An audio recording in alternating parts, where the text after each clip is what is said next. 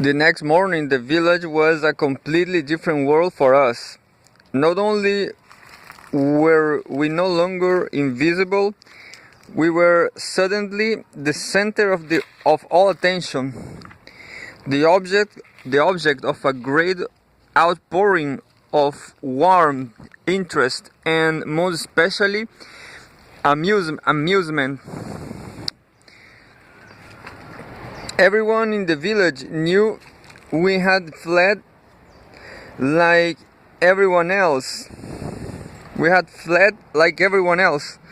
They asked us about. They asked us. They asked us about it again and again. I must have told the story small detail by small detail 50 times by the end of the day. Gently, affectionately, but quite insistently teasing us. Why didn't you just stand there and tell the police who you were? Why didn't you just say you were only watching and not betting? Were you really afraid of those little guns? As always, kinesthetically minded, and even when fleeing for their lives, or as happened 8 years later, surrendering them, the world's most poised people, they gleefully mimicked also over and over again our graceless style of running and what they claimed were our panic-stricken facial expressions. But above all, everyone was extremely pleased and even more surprised than we had not simply pulled out our papers. They knew about those too and asserted our distinguished visitor status, but had instead demonstrated our solidarity with what we were now our co-villagers. What we had actually demonstrated was our cowardice, but there is fellowship in that too. Even the Brahmana priest and an old grave halfway to heaven type who, because of its associations with the underworld, would never be involved even distantly in a cockfight and was difficult to approach even to other Balinese, had us called into his courtyard to ask us about what had happened, chuckling happily at the sheer extraordinaries of it all. In Bali, to be teased is to be accepted.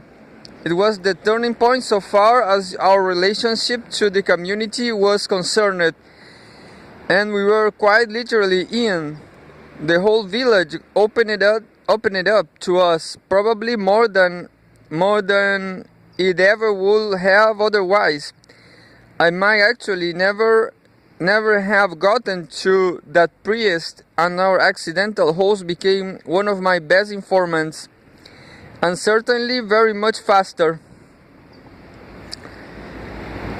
Getting caught, or almost caught, in a vice raid is perhaps not a very generalizable recipe for achievement that mysterious necessity of anthropological field work. Rapport, but for me it worked very well. I led to a sudden and unusually complete acceptance into a society extremely difficult for outsiders to penetrate. It gave me the kind of immediate inside view grasp of an aspect of peasant mentality that anthropologists not fortunate enough to flee headlong with their subject from armed authorities normally do not get. And perhaps most important of all, for the other things might have come in other ways. It pulled me very quickly onto a combination emotional explosion, status war, and philosophical drama of central significance to the society whose inner nature I desired to understand. By the time I left, I had spent about as much time looking into cockfights as into witchcraft, irrigation, caste, or marriage.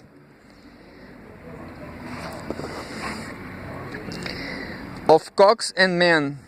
Bali, mainly because it is Bali, is a well-studied place. Its mythology, art, ritual, social organization, pattern of child rearing, forms of law, even styles of trance, have all been microscopically examined from traces of that elusive substance Jan Bello called the Balinese temper. But aside from a few passing remarks, the cockfight has barely been noticed, although as a popular obsession of consuming power, it is at least an important revelation of what being a Balinese is really like. As this more celebrated phenomena, as much of America surfaces in a ballpark, on a golf links, at a racetrack, or around a poker table, much of Bali surfaces is a cock ring, for it is only apparently cocks that are fighting there. Actually, it is men. To anyone who has been in Bali any length of time, the deep psychological identification of Balinese men with their cocks is unmistakable. The double entendre here is deliberate. It works in exactly the same way in Balinese as it does in English, even to producing the same riot jokes, strained puns, and uninventive obscenities. Bateson and Mead have even suggested that, in line with the Balinese conception of the body as a set of separately animated parts, cocks are viewed as detachable, self-operating penises, ambulant genitals with a life of their own. And while I do not have the kind of unconscious material either to confirm or disconfirm this intriguing notion, the fact that they are masculine symbols par excellence is about as indubitable, and to the Balinese as evident as the fact that water runs downhill. The language of everyday moralism is shot through on the male side of it with roasterish imagery. Sabun, the word for cock, and one which appears in inscription as early as AD 922, is used metaphorically to mean hero, warrior, champion, man of parts, political candidate, bachelor, dandy, lady killer, or tough guy. A pompous man whose behavior presumes above his station is compared to a tailless cock whose truths about as thought he has a large, spectacular one. A desperate man who makes a last irrational effort to extricate himself from an impossible situation is likened to a dying cock who makes one final lunge at his tormentor to drag him along to a common destruction.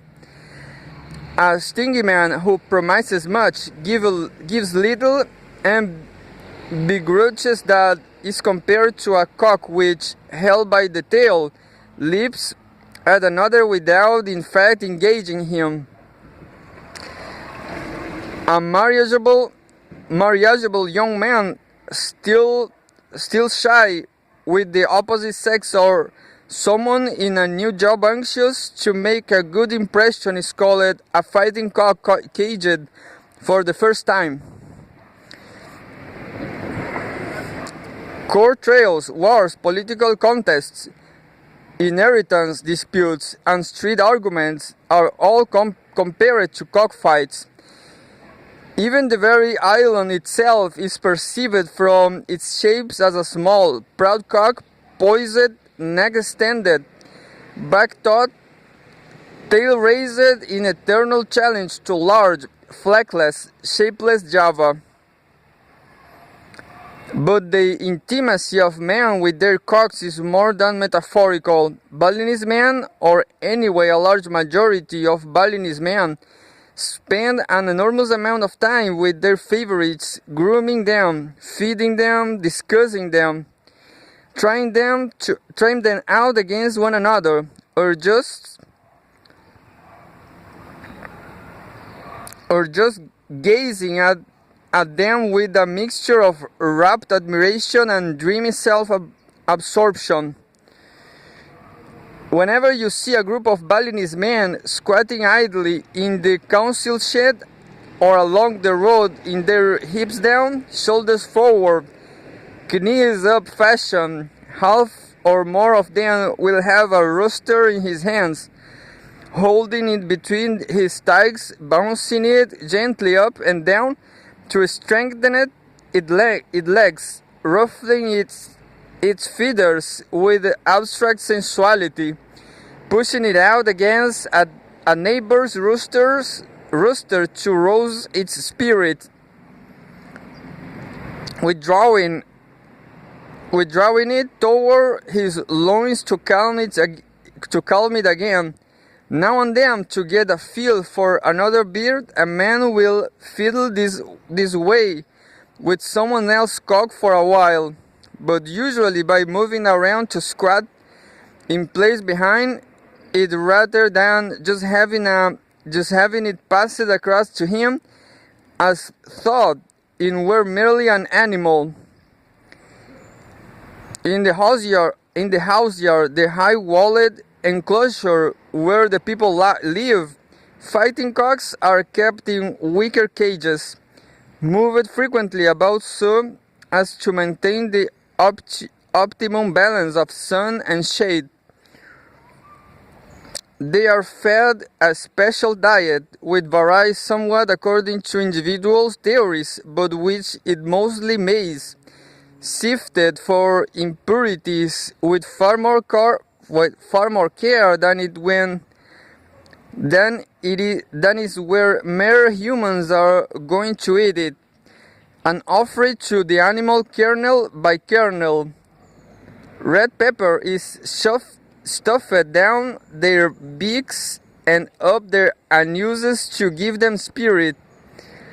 They are bathed in the same ceremonial preparation of tepid water, medicinal herbs, flowers, and onions in which infants are bathed, and for a price cock just about as often.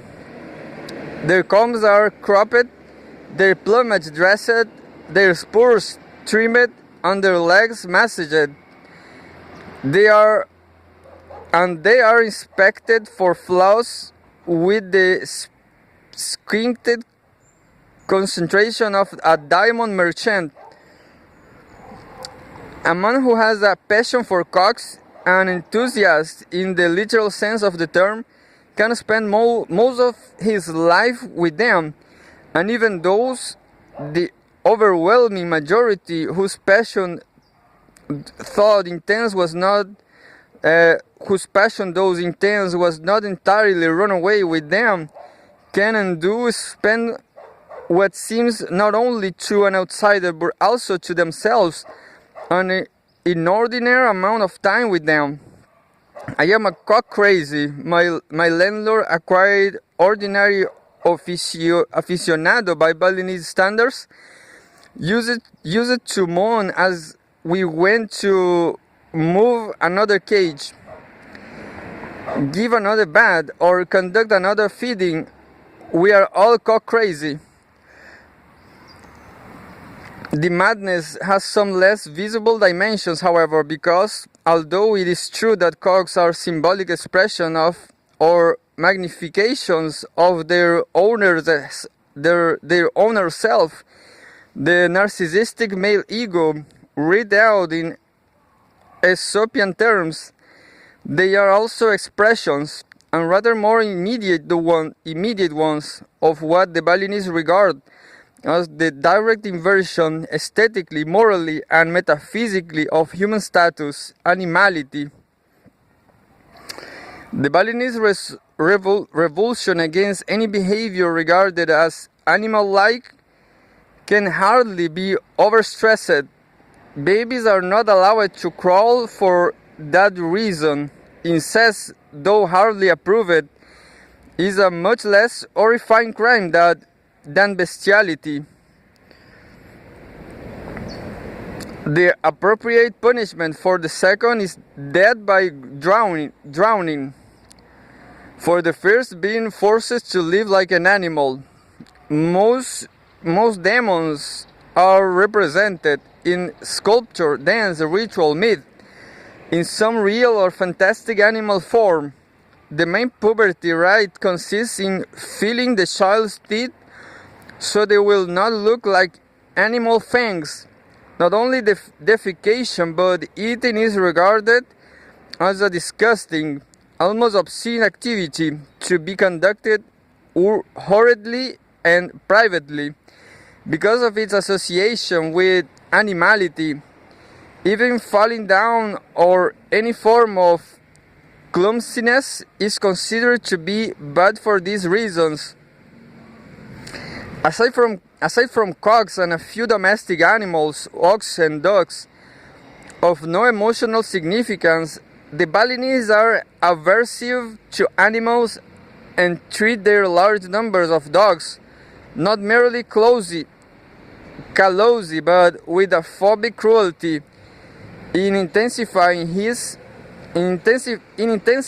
with his cog, the Balinese man is identified not just with his ideal self or even his penis, but also at the same time with that he most fears, hates, an ambivalence being what it is. It's fascinating by the powers of darkness.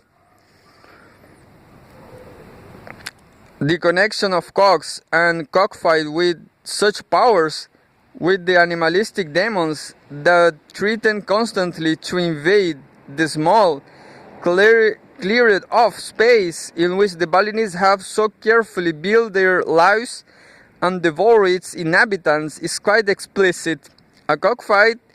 Any cockfight, is in the first instance a blood sacrifice offered with the appropriate chants and obligations to the demons in order to pacify their ravenous cannibal hunger.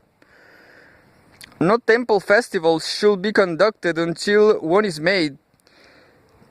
If it is omitted, someone will inevitably fall into a trance and command with the voice of an angered spirit that the oversight be immediately corrected. Collective responses to natural evils, illness, crop failure, volcanic eruptions, almost always involve them. And then famous holiday in Bali, the Day of Silence, Nyepi, when everyone sits silent and immobile all day long in order to avoid contact with a sudden influx of demons chased momentarily out of hell, is preceded the previous day by a large-scale cockfight, in this case legal, in almost every village of the island. In the cockfight, man and beast, good and evil, ego and id, the creative power of aroused masculinity in the destructive power of looseness, animality fused in a bloody drama of hatred, cruelty, violence, and death. It is little wonder that when, as as is the invariable rule, the owner of the winning cock takes the carcass of the loser, often torn limbs from limb by its enraged owner. Home to eat, he does so with a mixture of social embarrassment, moral satisfaction, aesthetic disgust, and cannibal joy. Or that a man who has lost an important fight is sometimes driven to wreck his family shrines and curse the gods, an act of metaphysical and social suicide. Or that in seeking earthly analogues from heaven and hell, the Valenists compare the former to the mood as a man whose cock has just won, the latter to that of man whose cock has just lost.